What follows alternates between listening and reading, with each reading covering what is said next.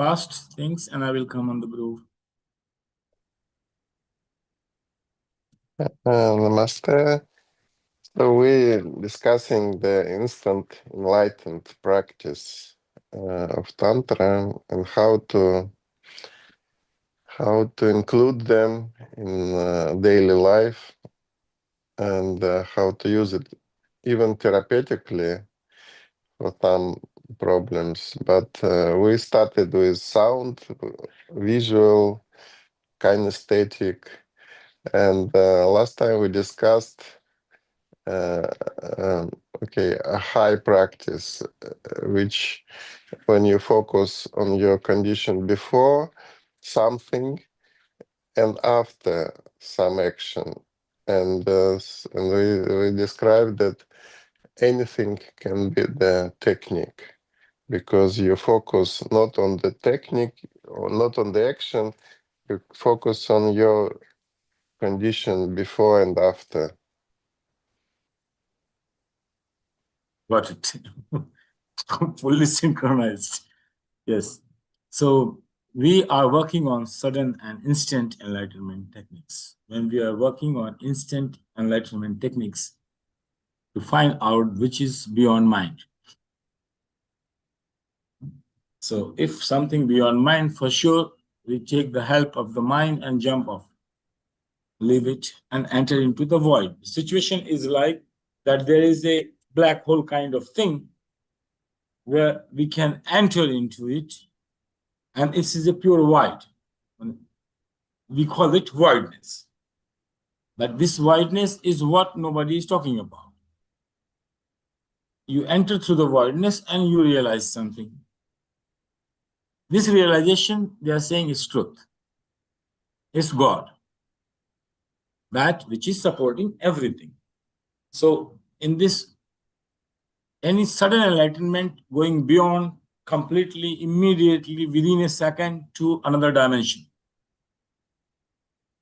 So for some people, may be easy, some people not be easy. Then we talked about that we will use 3 techniques which easily anybody can follow. And so it will begin with something very gross. Suppose mantra Om, for example. Today we are taking maybe, for example, mantra Om. But any technique we follow, we begin with the gross, how to pronounce. And from this gross pronunciation, how to experience that Om, which we are indicating the God, whose name is Om. We are giving his name, Om, and through this pronunciation, we are meeting him. Like I say, Pavel, and Pavel responding, putting his head, confirming it, that yes, this is exactly my name you are addressing to. So in that process, we can use Om. So in a way, it's a gross technique. To pronounce it, you need to breathe in, breathe out, lungs open, mix the vowels, and use your tongue, throat combinations. Purely physical. Means you must be kinesthetic. You should be auditory, for sure, but first you should be kinesthetic. To learn the technique, manipulation of body, balance, the tone, the sound, exactly producing it. And then this is a physical technique everybody can learn. But someone who also wants to experience the void, who is on the top, already on the verge of intelligence, watching ego, mind going beyond, coming, working on this way. For them, it's easy. If they find the gross, they can easily connect. And even if you are not so smart to experience God, you have a ladder to go. So keep on trying. One time, there are many steps. It's in the steps before you enter in the void. So you go today, I am proficient on producing Om. Now I become a smart, progress. Now I can, I experience the next step. And now third step. So in a progressive way also you can go. So this kind of techniques which are representing both the ends becomes universal. That's how Om becomes so popular. Because it's Mhm. become universal way, accepted way. This technique Mhm. of producing Om before anything you do, you must connect Mhm. yourself to the God consciousness, then mantra will have power. Otherwise, mantra will have no power. Your individual ego power or willpower is very limited. It must be connected first to the infinite source of energy, and then it can be manifested through that. So that's how any mantra in India doesn't, it always will begin with Om. Otherwise, this mantra is important. Any mantra is important if it is not connected with the word consciousness. So each person, if you want to practice mantra, even Vedic or Tantric or whatsoever the case, you must learn one technique to produce Om. Essential part of the whole process of any sadhana, or connecting to not Om, then fractions of Om, even though a small God, small powers, but still you go to Om and then through that you withdraw this small power. If you Mhm. don't want to be with the God all the time and finished with the world, you will withdraw small powers to do something, to manifest something, to make yourself satisfied in this world. You will connect to God, but still you connect to God, Om, and then bring out. Here is if the person is fully satisfied with the world and doesn't want to withdraw any small power out of it. So you are not proceeding more than Om. Moment you make one step further than Om to any of the consonant of the Sanskrit letter, you are withdrawing a limited power. If you don't, then you remain, keep on moving to that infinite source because you are not moving any forward. Mhm. The only path remains is word consciousness, and through the word. So this is also word. Only we say shunya. The Mhm. shunya, shunya here means nothing. Not means nothing. Just to keep your mind is technical word in scriptures. Shunya doesn't mean nothing, that nothing is there. Change the imagery to transcend the mind. Upholder and the things uphold. So here, if I put a thin linen cloth and say put weight, it cannot hold. That which is transparent, almost translucent, cannot hold the very heavy thing on top of that. But here is the case opposite. Akasha, which is void, holding the whole earth, whole sun, whole planet. The heavy, massive planets are floating or staying on some element, Akasha, which is so subtle that we can't sense it. In that scenario, you have to turn your mind. No? If you get a visual out of it, then a visual is that Akasha is like analogically, if you compare, say, Akasha is a water. Mhm. So in the ocean, the way many things are floating, some on the bottom, some on the middle, some on the top, in that way, Akasha everywhere, and each one is floating in this. It is inside, it is outside, it is everywhere. So everything is floating in the Akasha, which has almost no mass and holding heavy masses. There is one very enlightened mystic in India. His name is Kabir. Mhm. Very radical, no? Very radical. criticizing Hindus, criticizing Muslims on any point he sees is some nonsense going on, some hypocrisy going on, and he call it the Kabir Lathi, the Lathi of Kabir, the stick. So he's famous for one way of saying things abruptly, like breaking your skull immediately, without any manner and no culture, abrupt. And also he is famous for saying ulat basi, the upside down bamboo, like bamboo which is ulta, opposite, that way. And he gives the analogy, or maybe this analogy is famous in India, like visuals.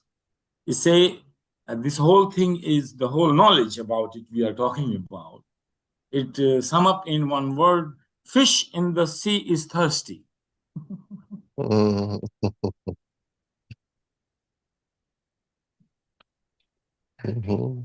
Like a famous dictum, like we call it Mahavakya, or that which you can contemplate about it, the scenario, what you are looking for. So you are a fish floating in the sea and thirsty. That is your situation.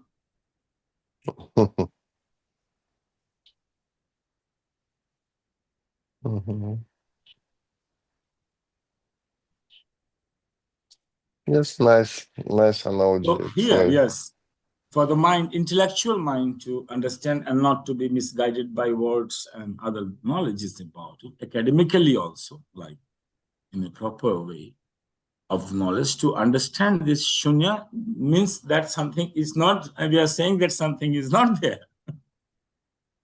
Something there, but we can't sense it. All the apparatus which I have, through that I cannot sense it. Potency. Yeah. So they have to drop all this apparatus and then find some another way. What is that way? Technique. No philosophy. If you are ready to experiment and experience, get the technique. Tantra is practical, pragmatic. It gives you a principle and then no logic about it, no discussion. Directly expel. And in the fraction of seconds, conditions provided. This is the technique. This is the tool. This is the button. This should be your state of mind, that what you are looking for or not, that what you are feeling or not, that what you are realizing or not, that you are a fish in the sea and feeling thirsty. This water is everywhere surrounding you. So this God consciousness which you are looking for is actually surrounding you from everywhere. So why we are calling it a void? Because we are not sensing it. So the technique will be based on the same analogy and same principle, practically, to experience it.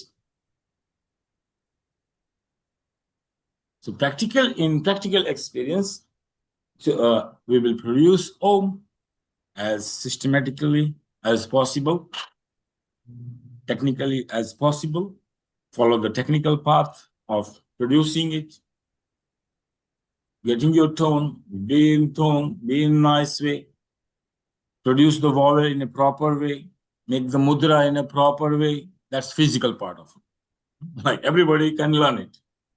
And then through that, you can enter to that, actually to whom you are calling. But the to whom you are calling in the gross form here and in the shunya form, which you don't know. We say it's a void. Akasha is a void. Now we say, no, it's full with cosmic energy. If you don't know, for us, it's a completely unknown void. No? Your approach will be not with a concept and idea. Your concept has nothing about it. You don't know. You don't know that about thirsty you are, which is surrounding you from everywhere. You don't know. To know that, You enter in this void of not knowing. Mhm.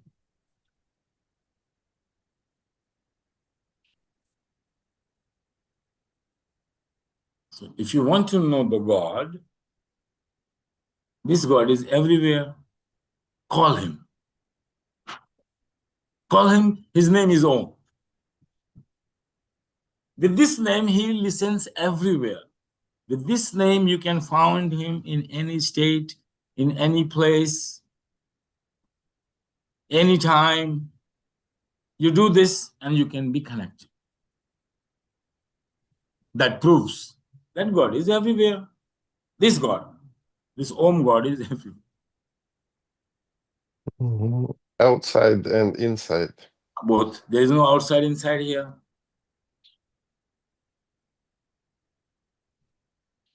Like the whole ocean, if you are, where is outside and inside of you?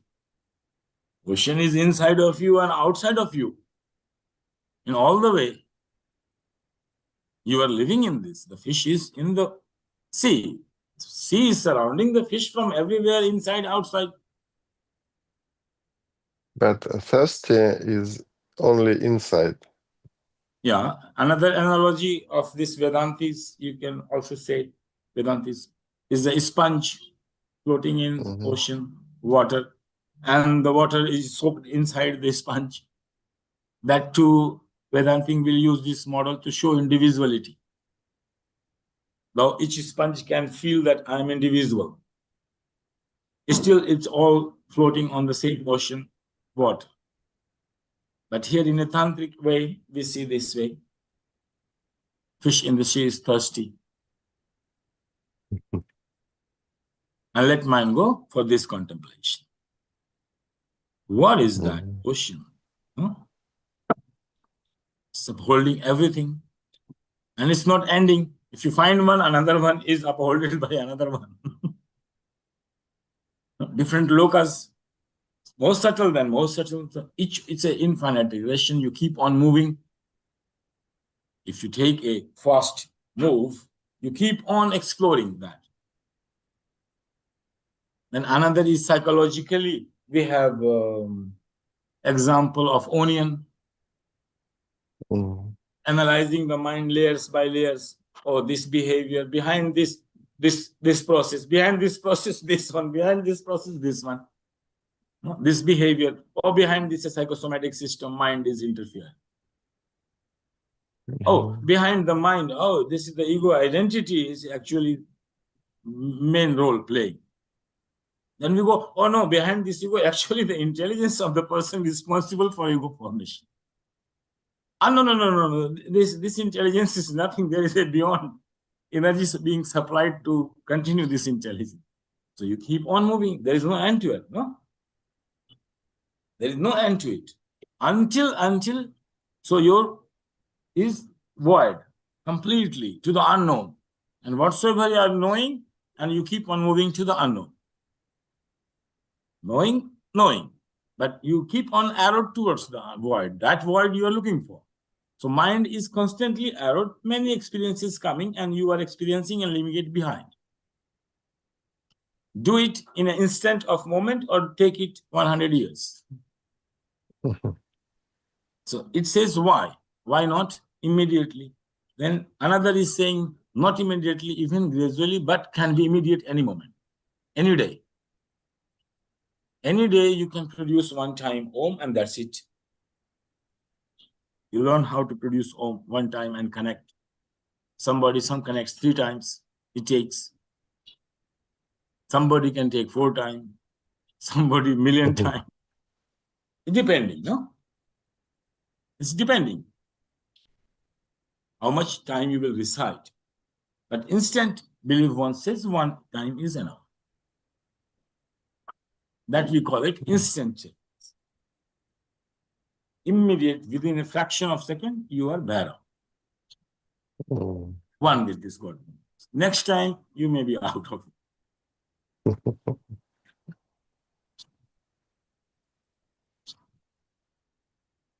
After a few Yes, seconds, maybe you are out of it. But you can experience it, provided you apply intensity. how much thirsty you are. Mm-hmm. Mm-hmm. Very nice analogy with fish, water, because in my experience, yes, this Akasha is like an ocean, yes. But ocean, not of the water, ocean of energy. Yeah, same. Like analogically, we are just describing it. You can see it Yeah, in a and macro way. modern science call it black energy and black matter. So it's they calculated it's 94% of the universe is black energy and black matter. So they don't even understand nothing. Shunya. Shunya. Shunya. Okay, so it's but to become Bhairav, you have to have a purpose to become Bhairav. Otherwise, it will. Here is no purpose. Here is just thirst. If you will not drink water, you will die. Dilemma is water is everywhere.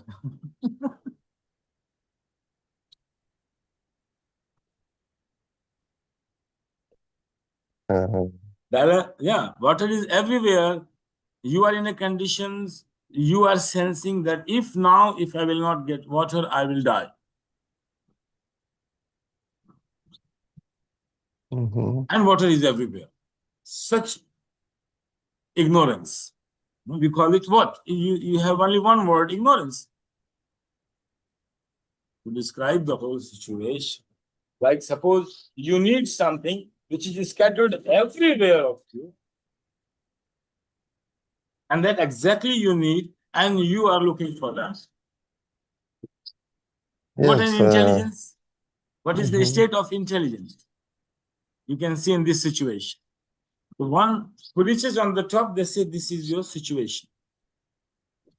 Yes, and this is we describe it also like biggest avidya, that you are separate Ignorance. from the Ignorance. ignorant. Ignorance. So they say this ignorance is the root cause of all your misery. Yeah. You can be connected to the infinite source of energy if you have the knowledge. Not only you can have the knowledge only if you really want that, and you are dying for it.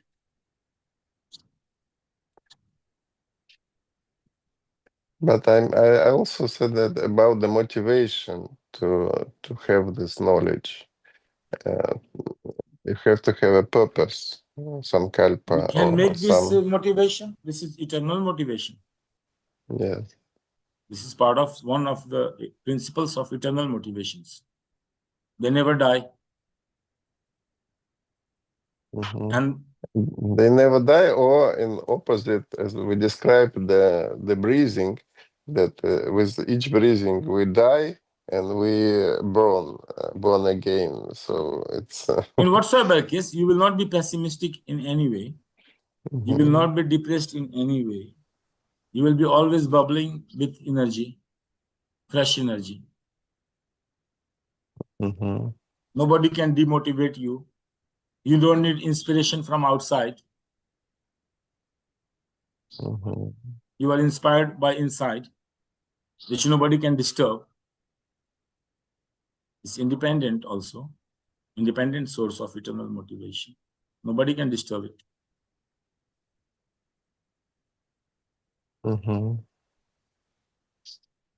Yes, and okay, and about this fish ocean, it can be the guided technique to realize the ocean, realize the fish, and then Yeah, guided techniques in tantric way, we include all kinds of faculty of the mind. So we can create a imagery or situation where perspective. We can add up a perspective, a point of view to the intelligence. And that's how we can influence the intelligence, adding a perspective, giving a perspective to the mind. This mind, on the contrary, it somehow it starts to influence the ego structure. So ego it starts to change its identity process. Oh, who am I? In that disturbance, intelligence wakes up. The moment ego is disturbed, so it can, here in meditation process, the opposite process is not there. Like we are not accepting any feedback from the mind for the reality of ego. So in that process, intelligence has to wake up. And that's how we awaken intelligence in all tantric techniques. Very simple model. Create a conditions, like you have to build up the atmosphere of energy, where ego at least gets realized that I don't need to be dependent over the mind. And then the real identity mind is moving towards that unknown source. Keep on experiencing on the way whatever comes, and but keep the arrow there towards that.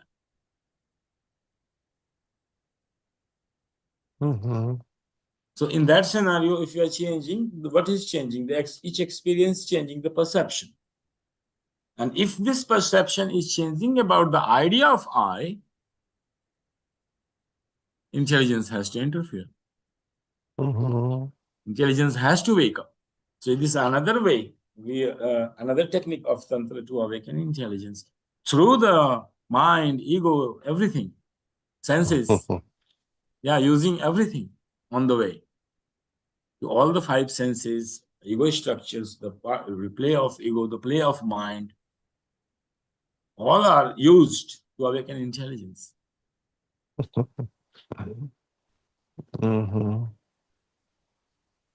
But here, you know the fundamental, that here intelligence we equating with perception, and I is equated with the soul.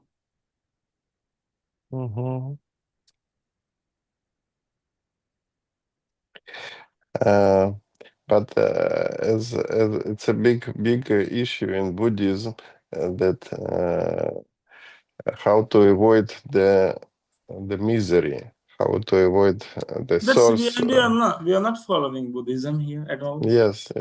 None of the principles we are following here of Buddhism. Yes, but Tantra includes Buddhism, but also speaks we will about include it. We include the principle, but see it as one of the path of enlightenment. We accept it as a branch of it.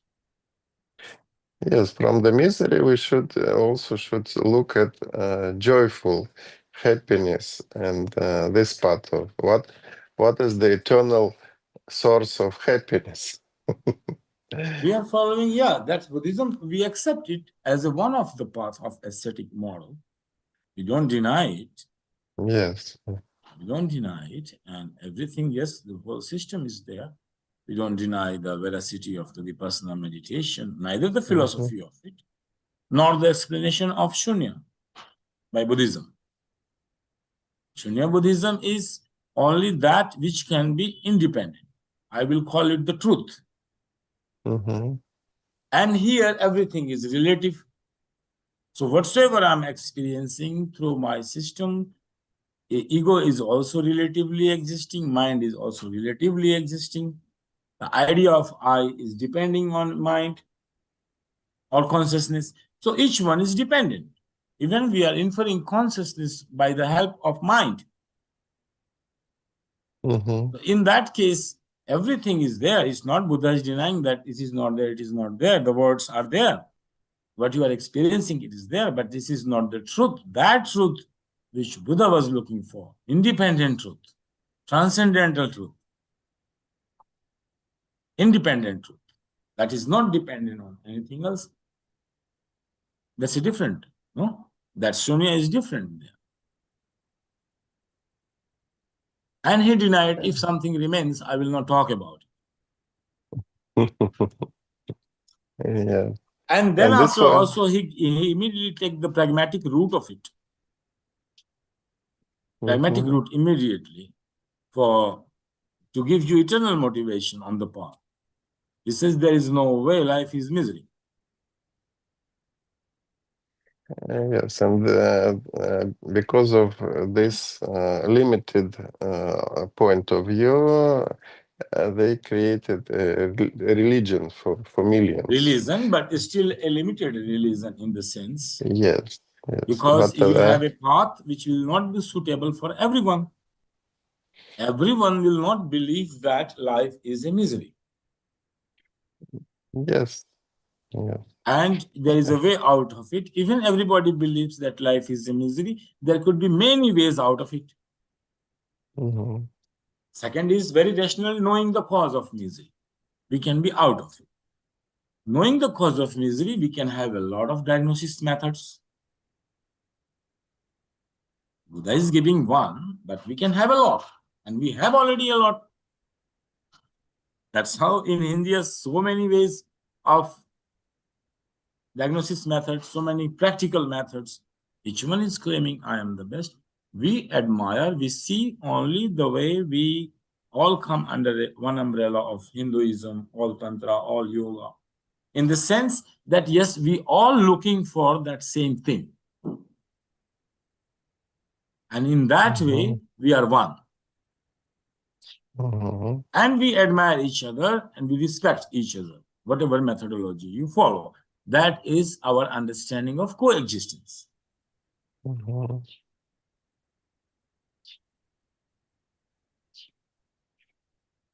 Yes, and that's why Tantra will never be a religion, because it's include everything, and You cannot go out of it. yes.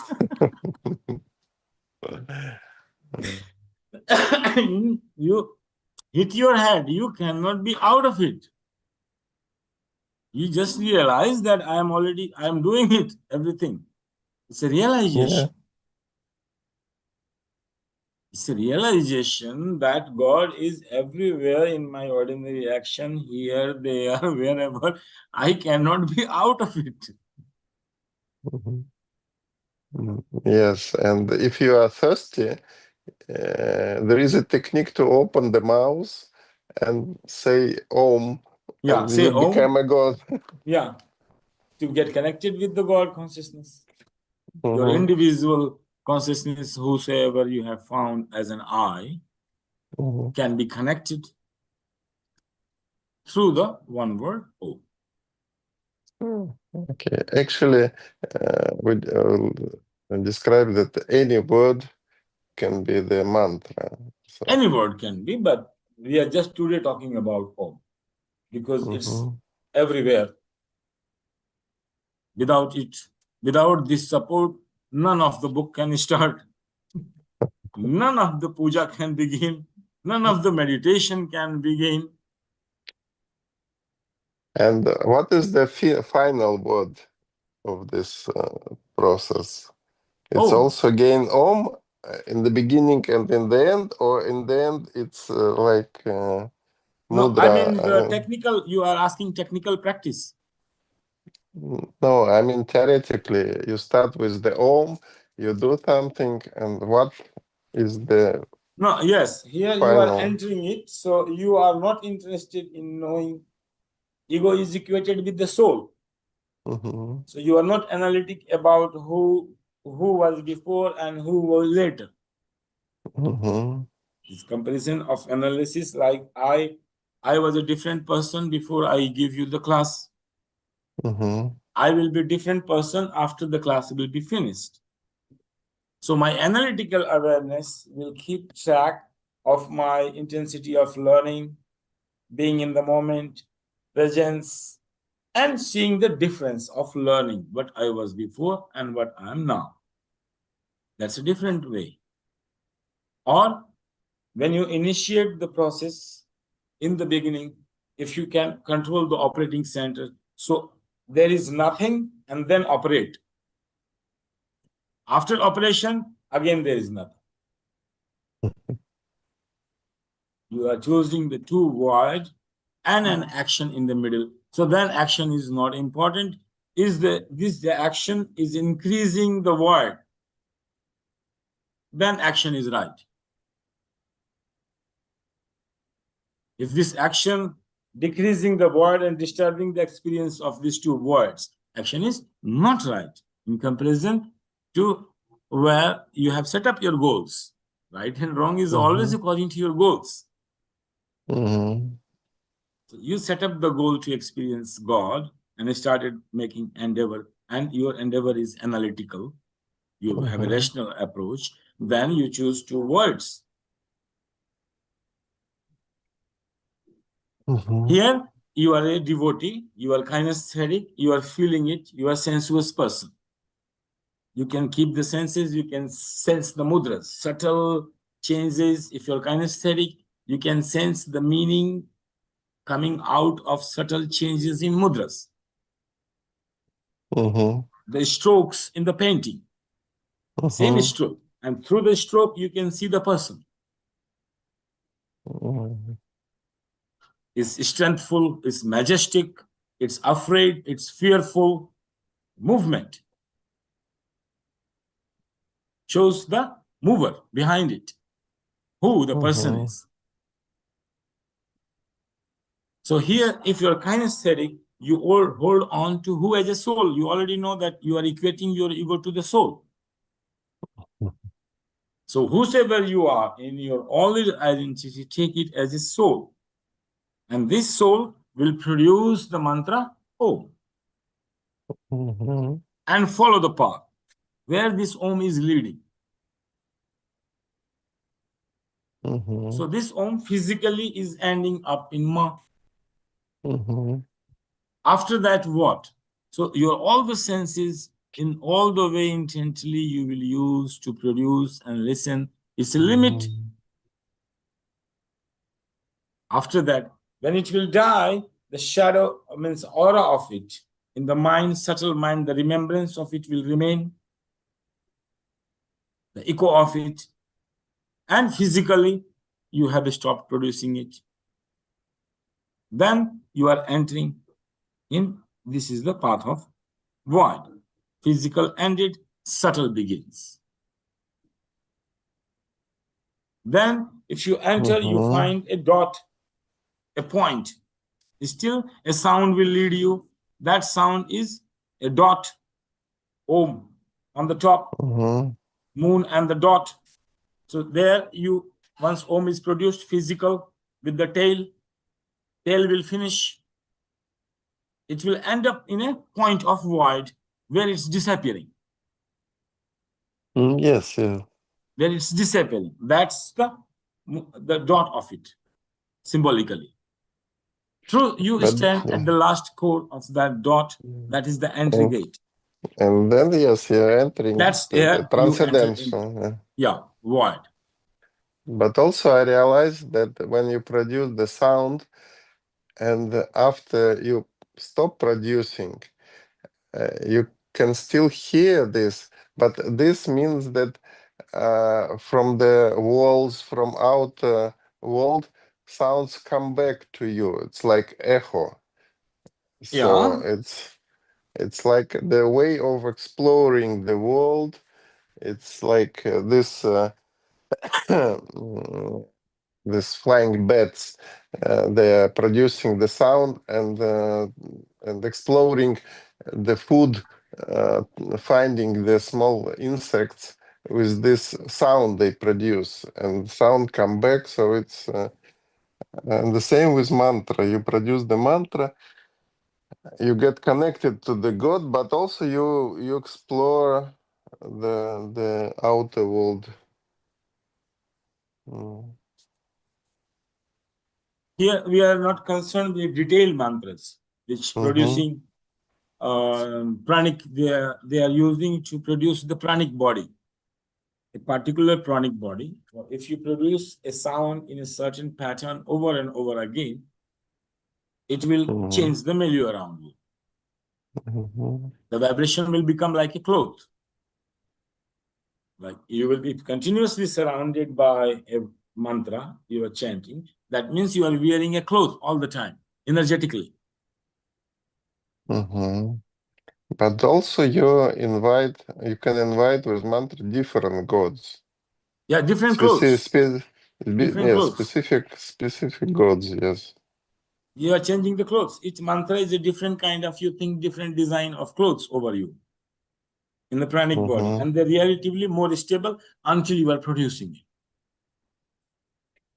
Yes, yes, and I speak with one tantric, shamanic tantra from Nepal. Yes, they can invoke hundred of gods. So the long mantra, and this is like it's like closes. So Yeah. So it's just like creating a certain pattern of energy around you in the pranic body, and hence you are producing one thing repeatedly. So it's becoming kind of a one fabric, a mesh of fabrics, no, like a mesh around you, and it won't allow anything to come in.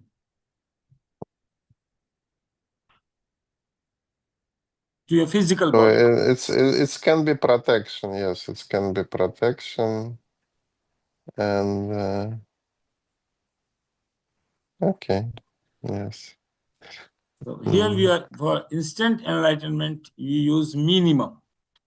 And this is the Om, and it will work to connect. You want to meet God. So there should be a desire, a thirst. You want to meet your son. Somebody you love, you have not seen for many years, you want to meet. Somebody Yes, you have and not met for many lives, you are looking for. Think about it. No? Now keep on increasing it. Quantitative yes, change. and for me, at the end, it's like a source of energy. You meet the source, your real source of energy. You meet this, and you get connected. So you became independent from other Well, source. there is another analogy, the way you can see the phenomenon, perception. Is also, we give analogy to like the fish who give their eggs there, and after that they leave it. Then after the new fish finds their way home. Some birds, they are hatched and not guided by parents, and they fly thousands of miles to the diagram. No, so instinctively, Tantra, seeing this whole phenomenon, says that each creature is instinctively programmed to return to its source. Instinctively, this knowledge is there in the body or in the system. Okay.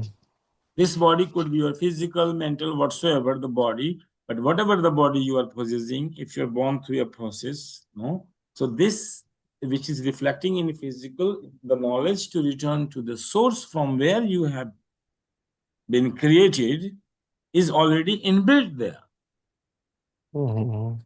So hence, if the body is preserving this knowledge, this is divine. And senses are not against us. They will take us to there from where they have been originated.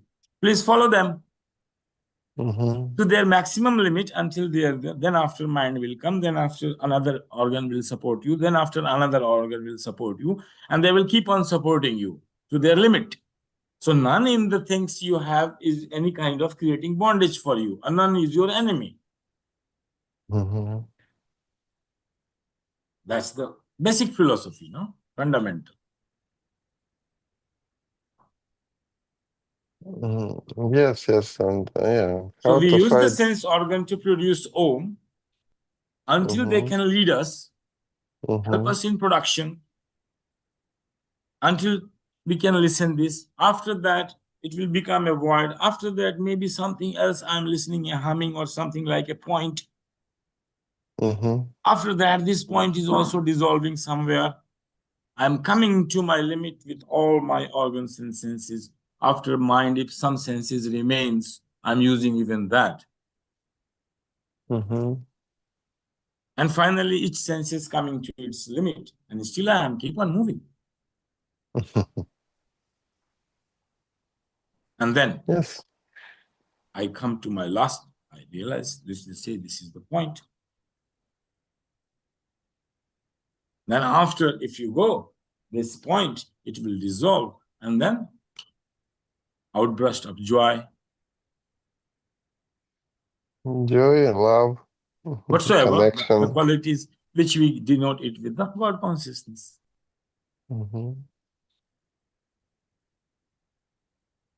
Yes, and it's very, very subtle, and at the same time, it's very, very gross. I mean, it's like, okay. So we go deep in the instant techniques. I don't know This what was else. for the people who are kinesthetic. First Mhm. strength is kinesthetic. They can sense and feel physical vibrations of Om and create it. Get involved in creating. Next will be, same will be the void, different way. This kinesthetic people can approach for this void, and same we will be putting on void, but different way.